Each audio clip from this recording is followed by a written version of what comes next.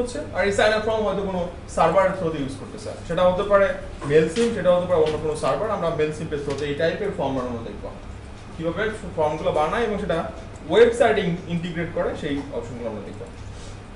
তো এই দুইটা ফর্মে হারভেস্টিং, কারণ পারমিশন ছাড়া মেল কালেকশন সার্চ করে, আর এটা হলো কাস্টমার নিজে মেলটা দিচ্ছে। আর এই টাইপের মেল হয়তো আপনি সার্চ করে দিনে 1000 বের করতে পারবেন, আর এটা কিন্তু আপনি শিওর দিতে পারবেন না যে দিনে 10টা মেল অথবা 100 মেল আসবে। এটা তো কাস্টমারের উপর ডিপেন্ড করতেছে, আপনি কত ভালো কন্টেন্ট দিচ্ছেন সেটার উপর ডিপেন্ড করতেছে। আর এটা ঠিক, এই যে 1000 মেল, এখানে কোনো গ্যারান্টি নেই যে আপনি মেল খুলে মেল ওপেন রেশিও পাবেন। আর এখানকার মেলে 100 দিলে 70% উপরে ক্লিক রেশিও আসবে। কেন আসবে? কারণ তার নিজের ইচ্ছায় মেলটা পাইছে। আর এটাই সবচেয়ে বেশি ইফেক্টিভ। আমার অ্যাকচুয়ালি কোয়ালিটি ডাটা দরকার, আর কোয়ান্টিটি। আর এই অপটিন মেথডের একটা মডিফাইড ভার্সন হলো ডাবল অপটিন মেথড। আমরা এখানে মনে করেন একটা মেল সেট করলাম, এখানে একটা মেল সেট করলাম, এখন এই মেলটা সেট করলাম, এটা ভুল একটা ইমেল, ইনভ্যালিড মেল।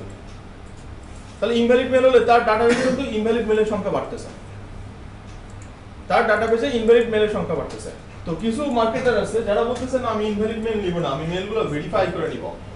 যেমন আপনারা কিছু সময় আগে কি করলেন, মেল সিম্পল অ্যাকাউন্ট করলেন, আর অ্যাকাউন্ট করার সময় কি বললো যে অ্যাকাউন্টটা ভেরিফাই করার জন্য আপনার মেলে যান, একটা কোড পাঠাইছি, ওই লিংকে ক্লিক করে ভেরিফাই করে ফেলেন, তাই না? এই যে প্রসিডিউর, এই প্রসিডিউরকে বলতেছে ডাবল অপটিং। তার মানে আপনার কাছে মেল নিচ্ছে, তারপর সেটা ভেরিফাই করে নিচ্ছে যে আপনি পারফেক্ট ইমেল দিচ্ছেন, কোনো ইনভ্যালিড মেল এখানে বসান নেই। এই টাইপের কালেকশনকে বলতেছে ডাবল অপটিং। এবং ডাবল অপটিং মেলের বেসিক্যালি সব টাইপের বিজনেসে চলে না, ব্লগ সাইটের সিঙ্গেল অপটিনে চলে। ব্লগ সাইট বলেন, ফেসবুক মার্কেটিং বলেন, মোটামুটি সবকিছু সিঙ্গেল অপটিনে চলে। ডাবল অপটিন কারা দিচ্ছে? ডাবল অপটিন তারাই দিচ্ছে যারা ইনসেনটিভ দেয়, তারা ডাবল অপটিন দিচ্ছে। ইনসেনটিভ কারা দিচ্ছে? মনে করেন আপনার একটা অনলাইন টুল দরকার, এই অনলাইন টুলটা আপনি পাওয়ার জন্য আপনাকে একটা ইনফরমেশন দিতে হবে, আপনি ডেফিনেটলি দিবেন। যে দিচ্ছে সে বলবে যে আপনি যদি আপনি ইনফরমেশন দেন, আমি আপনাকে এই পিডিএফ বুকটা ফ্রি দিব অথবা এই টুলটা ফ্রি দিব, তার মানে একটা ইনসেনটিভ দিচ্ছে।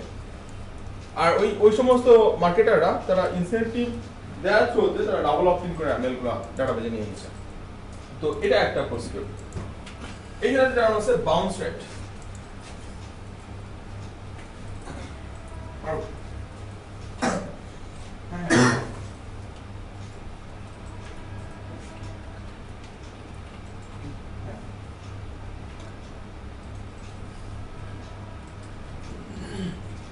না না না না না না হয় না, শেষ করতে হবে,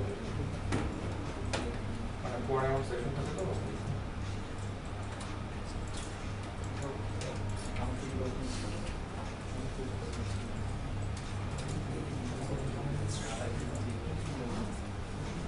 ওই আজকে যেভাবে হয়েছে ওইভাবে কাম করো, আপনি তো তৈরি করে তুমি বলছেন আমরা তৈরি পারি না।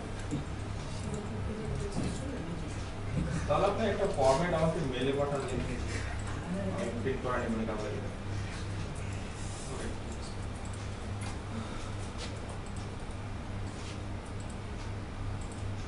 বাউন্স রেট টার্মটা আমরা গুগল অ্যানালাইটিক্সে শিখে আসি।